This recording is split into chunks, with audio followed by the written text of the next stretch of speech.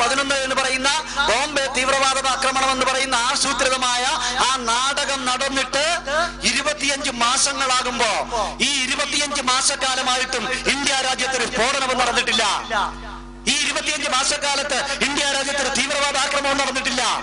ഈ രാജ്യത്തൊരു കുഴപ്പവും ഉണ്ടായിട്ടില്ല. സമാധാനപരമായ 25 മാസങ്ങൾ. എന്താ ഈ 25 മാസത്തിന്റെ പ്രത്യേകത? ഇന്ത്യ ചരിത്രത്തിലെ സുവർണ കാലഘട്ടം എന്ന് വേണമെങ്കിൽ നിശബ്ദതയുടെ തീവ്രവാദ ആക്രമണങ്ങളില്ലാത്ത കുഴപ്പങ്ങൾ ഉണ്ടാകാത്ത ഒരു കാലഘട്ടത്തെയാണ് അങ്ങനെ വിശേഷിപ്പിക്കുന്നത് എങ്കിൽ കഴിഞ്ഞ 25 മാസക്കാലമായിട്ട് ഈ രാജ്യത്ത് കുഴപ്പമുണ്ടായിട്ടില്ല. എന്താ കാരണം? 25 മാസക്കാലം മുമ്പാണ് ഹേമന്ത് കർക്കരെ എന്ന് പറയുന്ന മുംബൈ ATSലെ തലവൻ, അദ്ദേഹം ബോംബെ ആക്രമണത്തിന്റെ പേരില് മഹാരാഷ്ട്രയില് ബോംബെയിൽ വെടിയേറ്റ് വീണത്. എന്താ ഹേമന്ത് കർക്കരെ ഈ രാജ്യത്തോട് പറഞ്ഞത്? അദ്ദേഹം പറഞ്ഞു, ഇന്ത്യ രാജ്യത്തെ ജയിലുകളിൽ കിടക്കുന്ന ആയിരക്കണക്കിന് ആളുകള്, ഇന്ത്യ രാജ്യത്തെ അന്വേഷണം നടന്നുകൊണ്ടിരിക്കുന്ന 100 കണക്കിന് സ്ഫോടനങ്ങള്, ആ സ്ഫോടനങ്ങൾ ഒന്നും നടത്തിയത് ഈ ജയിലിൽ കിടക്കുന്ന ആളുകളല്ല. ഇവരല്ല യഥാർത്ഥ കുറ്റവാളികൾ. യഥാർത്ഥ കുറ്റവാളികളിലേക്ക് അന്വേഷണം എത്തേണ്ടതുണ്ട്. അദ്ദേഹം കൊല്ലപ്പെടുന്നതിന് 6 മാസം മുമ്പ് ഇന്ത്യയുടെ കേന്ദ്ര ഗവൺമെന്റിന് അദ്ദേഹം നൽകിയ റിപ്പോർട്ടില് കൃത്യമായിട്ട് തന്നെ അദ്ദേഹം പറയുന്നു, 2006 നവംബർ മാസം 6-ാം തീയതി നന്ദേഡിലുണ്ടായ സ്ഫോടനം, 2006 നവംബർ മാസം 14-ാം തീയതി ഡൽഹി ജുമാ മസ്ജിദിലുണ്ടായ സ്ഫോടനം, 2006 സെപ്റ്റംബർ മാസം 8-ാം തീയതി മലേഗാവിലുണ്ടായ സ്ഫോടനം, 2007 ഫെബ്രുവരി മാസം 18-ാം തീയതി സംജോത എക്സ്പ്രസിലുണ്ടായ സ്ഫോടനം, 2007 ഒക്ടോബർ മാസം 18-ാം തീയതി മക്ക മസ്ജിദിലുണ്ടായ സ്ഫോടനം, അതേ വർഷം ഒക്ടോബർ മാസം 11-ാം തീയതി അജ്മേർ ദർഗയിലുണ്ടായ സ്ഫോടനം, 2008 ഓഗസ്റ്റ് മാസം 24-ാം തീയതി കാൺപൂരിലുണ്ടായ സ്ഫോടനം, 2008 സെപ്റ്റംബർ മാസം 27-ാം തീയതി ഡൽഹിയിൽ നടന്ന സ്ഫോടനം, സെപ്റ്റംബർ മാസം 29-ാം തീയതി മദ്രാസയിലുണ്ടായ സ്ഫോടനം, 2009 ഒക്ടോബർ മാസം 6-ാം തീയതി ഗോവയിലുണ്ടായ സ്ഫോടനം.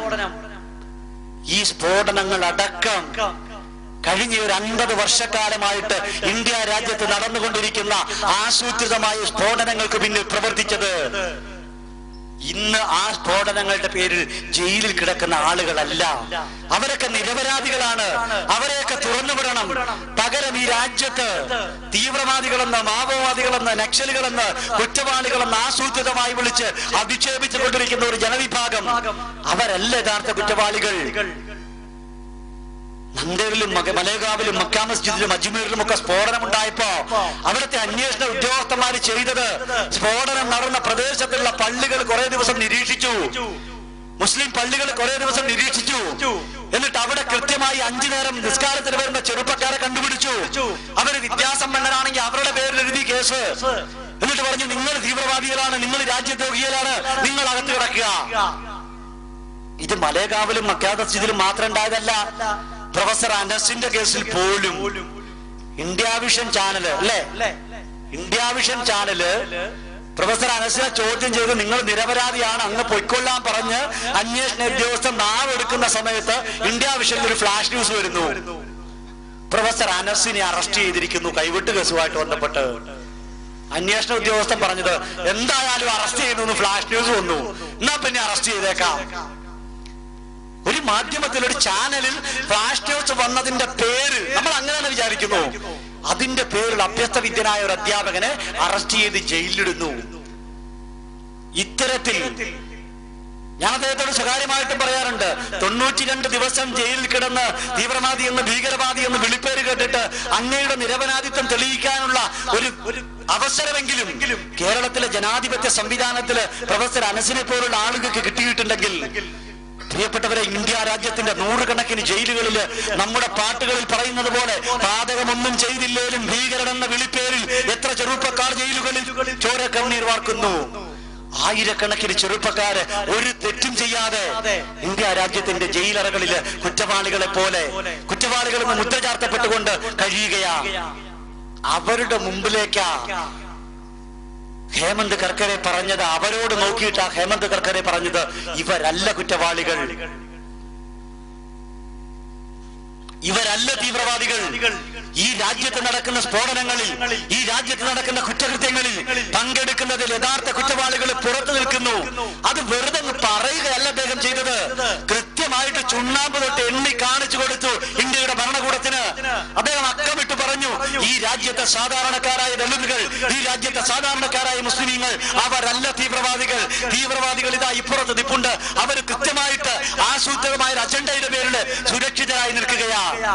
അദ്ദേഹം എണ്ണി പറഞ്ഞു.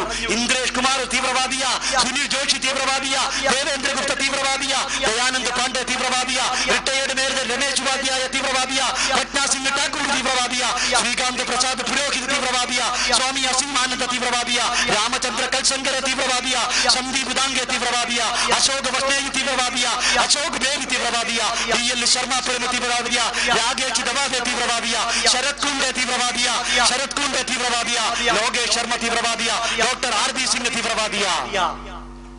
ചുമ്മാ തീവ്രവാദികളുണ്ടെന്ന് പറയല്ല ചെയ്തത്, എണ്ണമിട്ട് അക്കമിട്ട് നിരത്തി കാണിച്ചു കൊടുത്തു. ഒരു ചാനലിലും ചർച്ചയായില്ല. ഇത് നമ്മൾ പറഞ്ഞാണോ? ഇന്ത്യയുടെ പാർലമെന്റില്, ഇന്ത്യ രാജ്യത്തിന്റെ പാർലമെന്റില് ഇന്ത്യയുടെ ആഭ്യന്തര വകുപ്പ് മന്ത്രി P. ചിദംബരത്തിന് തുറന്നു പറയേണ്ടി വന്നില്ലേ? ഈ രാജ്യം അഭിമുഖീകരിക്കുന്ന ഏറ്റവും വലിയ പ്രശ്നമെന്ന് പറയുന്നത് കാവി ഭീകരതയാണെന്ന് AICCയുടെ അധ്യക്ഷ, കോൺഗ്രസിന്റെ അധ്യക്ഷ സോണിയാഗാന്ധി AICCയുടെ കഴിഞ്ഞ സമ്പൂർണ്ണ സമ്മേളനത്തിൽ പരസ്യമായിട്ട് പറഞ്ഞില്ലേ? ഇന്ത്യ രാജ്യം അഭിമുഖീകരിക്കുന്ന ഏറ്റവും വലിയ ഭീകരത അത് കാവി ഭീകരതയാണ്. അവർക്കെതിരെ ഈ രാജ്യത്ത് കൃത്യമായിട്ട് ആസൂത്രിതമായിട്ട് അന്വേഷണങ്ങൾ നടക്കണം. എന്തെങ്കിലും അന്വേഷണം ഉണ്ടായോ? എന്നാ പിന്നെ കുറ്റവാളികളെ കണ്ടെത്തിയപ്പോ നിരപരാധികളെ പുറത്തേക്ക് വിടാനുള്ള ഒരു കാര്യമെങ്കിലും, ഒരു അജണ്ടയെങ്കിലും ചെയ്യാൻ പാടില്ലേ? അതുപോലും ചെയ്തില്ല. എന്ന് പറഞ്ഞാൽ നമുക്ക് കൃത്യമായിട്ട് അറിയാം ഇതൊരു അജണ്ടയാണ്. ഈ രാജ്യത്തെ അടിസ്ഥാന കീഴാള മർദ്ദിത ജനവിഭാഗങ്ങളുടെ വിമോചനത്തിന് വേണ്ടിയിട്ടുള്ള മുദ്രാവാക്യം ഉയർത്തിയെന്ന ഒറ്റ കാര്യം ചെയ്തിട്ടുള്ളൂ SDPIക്ക് നേരെ ഇത്രമാത്രം കടന്നാക്രമണങ്ങൾ നടത്താൻ. പക്ഷെ നമ്മൾ പറയുന്നു ഈ ഇടപെടലുകൾ നമ്മൾ തുടരുക തന്നെ ചെയ്യും. അതിന് മാറ്റമില്ല. അതിന് വേണ്ടിയിട്ട് നിങ്ങൾ തീവ്രവാദികളെന്ന് വിളിക്കുമ്പോ, അതിന് വേണ്ടിയിട്ട് നിങ്ങൾ നക്സലുകളെന്ന് വിളിക്കുമ്പോ, അതിന്റെ പേരിൽ മാവോവാദികളെന്ന് വിളിക്കപ്പെടുമ്പോ ഞങ്ങൾ ചരിത്രത്തെ നോക്കിയിട്ട് പറയുന്നു ഞങ്ങൾ ആ വിളി കേട്ടിട്ട് സന്തോഷിക്കുക. ഒരു സംശയവും വേണ്ട. ഇവിടുത്തെ മാധ്യമങ്ങൾ, ഇവിടുത്തെ മുഖ്യധാര രാഷ്ട്രീയ പ്രസ്ഥാനങ്ങൾ ഞങ്ങളുടെ നേരെ നോക്കിയിട്ട് ഞങ്ങളെ തീവ്രവാദി രാജ്യദ്രോഹി എന്ന് വിളിക്കുമ്പം നമ്മൾ സന്തോഷിക്കുക. കാരണം നമ്മൾ ചരിത്രം അറിയാവുന്നവരാ. ഒരു കാലഘട്ടത്തിൽ കേരളത്തിലെ കമ്മ്യൂണിസ്റ്റുകാരൻ രാജ്യദ്രോഹികളായിരുന്നു. സർ CPയുടെ പോലീസുകാരെ ഈ രാജ്യത്തെ കമ്മ്യൂണിസ്റ്റുകാരനെ ഓടിച്ചിട്ട് വെടിവെച്ച് കൊന്നിട്ടുണ്ട്. ഒളിവിലിരുന്ന് രാഷ്ട്രീയ പ്രവർത്തനം നടത്തിയ EMS പോലെ AKG പോലുള്ള ആളുകള് ഈ സംസ്ഥാനത്തിന്റെ ഭരണ സംവിധാനത്തിലേക്ക് മുഖ്യമന്ത്രിമാരായിട്ട്, EMS പോലെ, നായനാരെ പോലെ, അച്യുതാനന്ദനെ പോലുള്ള ആളുകള് ഒരു കാലത്ത് രാജ്യദ്രോഹികളും തീവ്രവാദികളുമായി മുദ്രകുത്തപ്പെട്ടിരുന്ന ആളുകള് ഈ സംസ്ഥാനം ഭരിക്കുന്ന അവസ്ഥയിലേക്ക് വന്നിട്ടുണ്ടെങ്കിൽ 1984 ഇന്ദിരാ പ്രിയദർശിനി വെടിയേറ്റ് മരിച്ചപ്പോ അത് ചെയ്തത് 2 സിഖുകാരായി പോയി എന്നതിന്റെ പേരില് ഇന്ത്യ രാജ്യത്തെ 10,000-കണക്കിന് സിഖ് മതവിഭാഗങ്ങളെ കോൺഗ്രസിന്റെ നേതൃത്വത്തിൽ വംശഹത്യ നടത്തിയപ്പോ അന്ന് രാജീവ് ഗാന്ധി പറഞ്ഞത് വലിയ മരം വീഴുമ്പോ അതിന്റെ അടിയിൽപ്പെട്ട് ചില ചെറിയ മരങ്ങളൊക്കെ ഇല്ലാതാവും. അതുപോലെയാണിത്. അന്ന് രാജ്യദ്രോഹികളെ സിഖ് ഭീകരന്മാരെന്ന് വിളിച്ച്, രാജ്യദ്രോഹികളെന്ന് വിളിച്ച് ബിന്ദ്രന്മാരെ പോലുള്ള ആളുകളെ മുമ്പിൽ നിർത്തിക്കൊണ്ട് ഒരു സമുദായത്തെ, ഒരു സമൂഹത്തെ അടച്ചാക്ഷേപിച്ച ആളുകള് അവരെ പക്ഷെ സ്വപ്നത്തിൽ പോലും വിചാരിച്ചിട്ടുണ്ടാവില്ല അതേ താടിയും തലപ്പാവും വെച്ച സിഖുകാരനായ മൻമോഹൻ സിംഗ് ഇന്ത്യ രാജ്യത്തിന്റെ പ്രധാനമന്ത്രിയാകുമെന്ന്. ആ സ്വതന്ത്രാനന്തര ഇന്ത്യയുടെ, ആ സ്വതന്ത്രാനന്തര കേരളത്തിന്റെ ചരിത്രത്തെ സാക്ഷി നിർത്തിക്കൊണ്ട് ഞങ്ങൾ പറയുന്നു, ഇന്ന് നിങ്ങൾ നക്സലുകൾ എന്ന് വിളിക്കുന്ന, ഇന്ന് നിങ്ങൾ മാവോവാദികൾ എന്ന് വിളിക്കുന്ന, ഇന്ന് നിങ്ങൾ ഭീകരവാദികൾ എന്ന് വിളിക്കുന്ന ഈ രാജ്യത്തിന്റെ കീഴാള മർദ്ദിത ജനവിഭാഗങ്ങള്, ഈ രാജ്യത്തിന്റെ അടിസ്ഥാന ജനവിഭാഗങ്ങള് MK മനോജ് കുമാറിനെ പോലെ, PK രാധയെ പോലെ, തുളസീധരൻ പള്ളിക്കരെ പോലെ, KI ഹരിയെ പോലെ ഈ രാജ്യത്തിന്റെ കീഴാള ജനവിഭാഗങ്ങളിൽ ഒരാളെ ഇന്ത്യ രാജ്യത്തിന്റെ പ്രസിഡന്റ് കസേരയിൽ ഇരുത്തിക്കൊണ്ടല്ലാതെ ഈ പ്രസ്ഥാനം പിന്നോട്ട് പോവില്ല. നിങ്ങൾ തീവ്രവാദികളെന്ന് വിളിച്ച്, ഈ രാജ്യദ്രോഹികളെന്ന് വിളിച്ച് ആക്ഷേപിച്ചുകൊണ്ടിരിക്കുന്ന അഷ്റഫ് മൗലവിയെ പോലെ, പ്രൊഫസർ അനസിനെ പോലെ ഈ രാജ്യത്തെ മർദ്ദിത ന്യൂനപക്ഷ ജനവിഭാഗങ്ങളുടെ വിമോചന പോരാട്ടങ്ങൾക്ക് നേതൃത്വം നൽകുന്ന ഈ പ്രസ്ഥാനത്തിന്റെ രാഷ്ട്രീയ നേതൃത്വത്തിൽ ഒരാളെ ഇന്ത്യ രാജ്യത്തിന്റെ സ്വാതന്ത്ര്യത്തിൽ ചെങ്കോട്ടയിൽ മൂവർണ്ണ കൊടി ഉയർത്തുന്ന അവസ്ഥയിൽ കൊണ്ടുചെന്നെത്തിച്ചിട്ട് ഞങ്ങൾ ആലോചിക്കുള്ളൂ എന്ത് ചെയ്യണമെന്ന്. അതിനു വേണ്ടിയിട്ട് ഈ കൊടിയും പിടിച്ച് നടക്കുന്നത്. അല്ലാതെ ഏതെങ്കിലും ചില ആളുകളെ ഇല്ലാതാക്കാനോ, ആരുടെയെങ്കിലും ഇടത്തിൽ കയറി ഇരിക്കാനോ, ഏതെങ്കിലും ചില കസേരകൾ കണ്ടിട്ട് ഒന്നുമല്ല. ഇവിടെ ചില ആളുകൾ പറയുന്നത് ഞങ്ങൾ ഇവിടെ ഇല്ല. അഷ്റഫ് മൗലവി പറഞ്ഞു ഞങ്ങൾ ഇവിടെ ഇല്ലേ, പിന്നെന്തിനാ നിങ്ങള്? ഒരുപാട് കണക്കൊന്നും പറയുന്നില്ല, ഒരുപാട് കാര്യമൊന്നും പറയുന്നില്ല.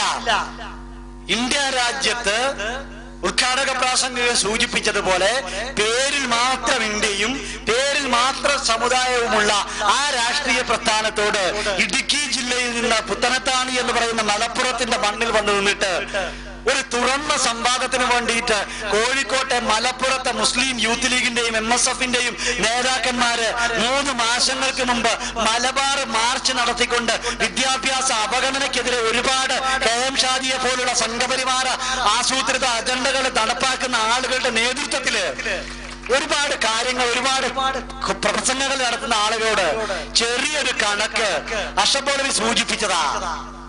കഴിഞ്ഞ +1 പരീക്ഷ കഴിഞ്ഞിട്ട് കേരളത്തിലെ +1 കഴിഞ്ഞിട്ട് 10ാം ക്ലാസ് പരീക്ഷ കഴിഞ്ഞ് +1 അഡ്മിഷൻ അന്വേഷിച്ച് കേരളത്തിലെ കുട്ടികൾ പുറത്തേക്ക് വന്നപ്പോ 4,20,000 +2 സീറ്റുകളുണ്ട് കേരളത്തില്. 4,20,000 +2 സീറ്റുകള്. ആ 4,20,000 +2 സീറ്റുകളില് 2,20,000 +2 സീറ്റുകൾ കിടക്കുന്നത് തിരുവനന്തപുരം മുതൽ തൃശ്ശൂർ വരെയുള്ള ജില്ലകളില്. കഴിഞ്ഞ 20 വർഷക്കാലമായി PJ ജോസഫിന്റെ കാലഘട്ടത്തില് +2 നടപ്പാക്കിയ കഴിഞ്ഞ 20 വർഷക്കാലത്തില് 10 വർഷക്കാലവും വിദ്യാഭ്യാസ വകുപ്പ് കൈകാര്യം ചെയ്തത് E.T. മുഹമ്മദ് ബഷീറും നാലകത്ത് സൂഫിയും ഇന്ത്യൻ യൂണിയൻ മുസ്ലിം ലീഗിന്റെ മന്ത്രിമാര്. അതിൽ തന്നെ സൂഫി സാഹിബിനെ ഒന്ന് മാറ്റി നിർത്തിയേക്കാം അല്ലെ? സൂഫി സാഹിബിനെ വേണമെങ്കിൽ അല്പം ഒന്ന് മാറ്റി നിർത്താം. എന്തോ ചിലത് ചെയ്യാൻ വേണ്ടിയിട്ട് 2 ഒപ്പിടാൻ തുടങ്ങിയപ്പോ അപ്പൊ തന്നെ പറഞ്ഞു, കോതമംഗലത്തെയും അവിടെ നിന്ന് ഇവിടെ നോക്കാൻ 2 വിളി വന്നപ്പോ പറഞ്ഞു ഇദ്ദേഹം തീവ്രവാദിയാണ്, ഒരു സമുദായത്തിന് മാത്രമേ സ്കൂൾ കൊടുക്കുന്നുള്ളൂ, അതുകൊണ്ട് ഇദ്ദേഹത്തെ മാറ്റണം. എന്നിട്ട് മതേതരവാദിയായിട്ടുള്ള ബഷീർ സാഹിബിനെ പിടിച്ച് അവിടെ ഇരുത്തി. അങ്ങനെ കഴിഞ്ഞ 10-20 വർഷത്തിൽ 10 വർഷക്കാലവും ഇന്ത്യൻ യൂണിയൻ മുസ്ലിം ലീഗ് ഭരിച്ച ആ 20 വർഷക്കാലത്തിനിടയിൽ കേരളത്തിൽ നടപ്പാക്കിയ +2വിന്റെ മാത്രം കണക്ക് 2,20,000 കുട്ടികൾ +2 സീറ്റുകളുള്ള ഇടുക്കി, കോട്ടയം, എറണാകുളം, പത്തനംതിട്ട ജില്ലകളിൽ പഠിക്കാനുള്ള കുട്ടികൾ എത്രയാണെന്നറിയാമോ?